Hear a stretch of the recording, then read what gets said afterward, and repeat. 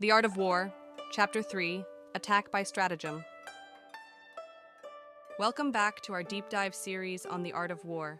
Today, we enter Chapter 3, Attack by Stratagem.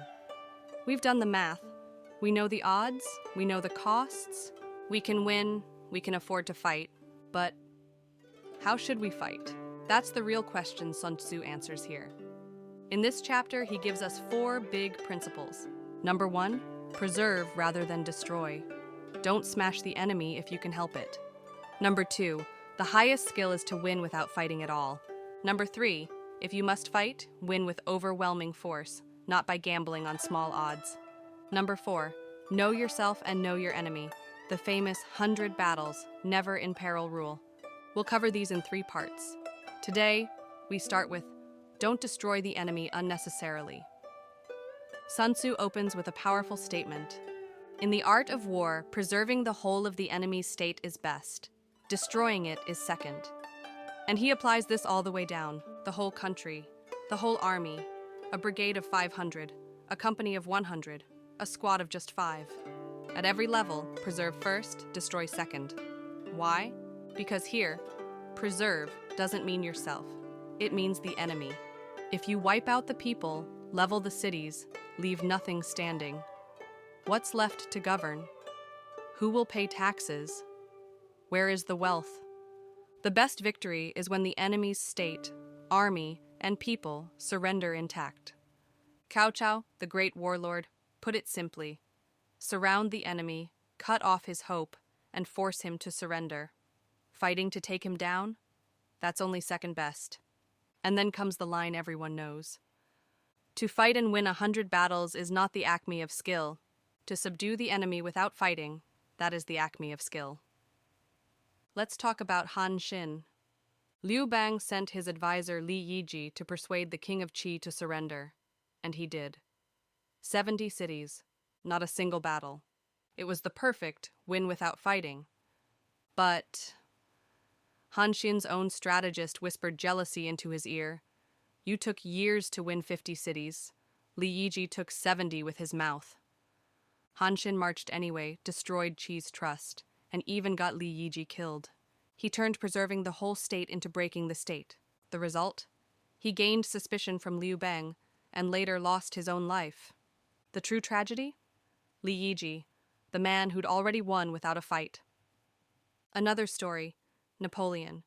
He once said, Louis XIV could lose 100 battles and still be king. I lose once, and I'm no longer emperor. His real defeat wasn't Waterloo, it was Moscow. Battle after battle, victory after victory. And yet the Russians refused to negotiate. They retreated, burning the land behind them. Napoleon reached Moscow intact, preserving the whole. The Russians burned it themselves. France was left exhausted. His political legitimacy, built entirely on constant victory, collapsed. So, how do you win without fighting? Sun Tzu gives 4 tactics. Attack the enemy's plans, attack his alliances, attack his army, and the worst option, attack walled cities. Attack plans means destroy the enemy's strategy, not just use strategy yourself. Remove the person behind the plan, or remove the idea itself. Example, Eastern Han General Ko Shun faced rebel Gao Jun. Gao Jun's strategist was Huang Fu Wen. Gao Jun sent him as envoy, and Ko Shun executed him on the spot. Without his brain, Gao Jun lost heart and surrendered. Another method?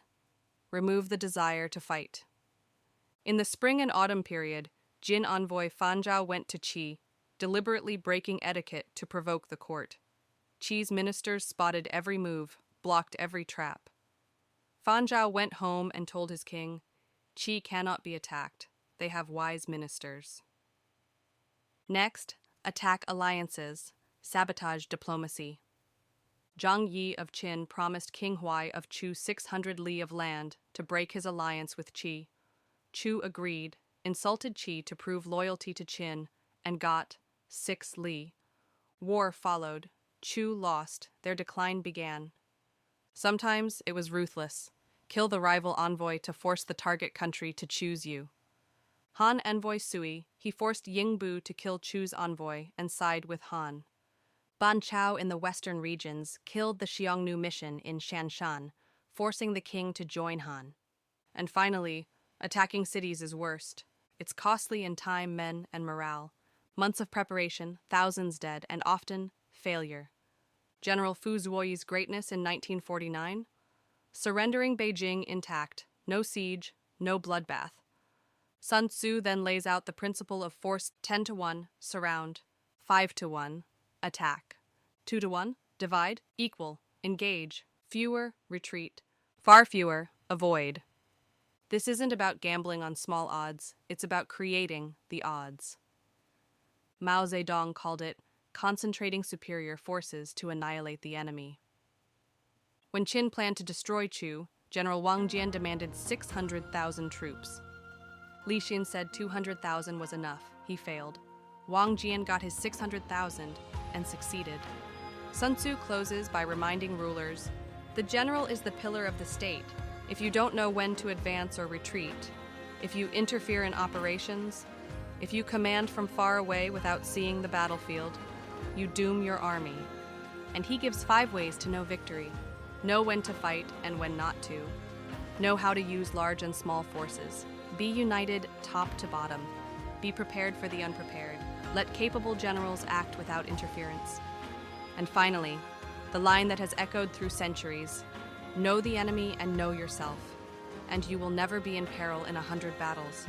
In our next episode, we'll explore Chapter 4 of The Art of War, Disposition of the Army.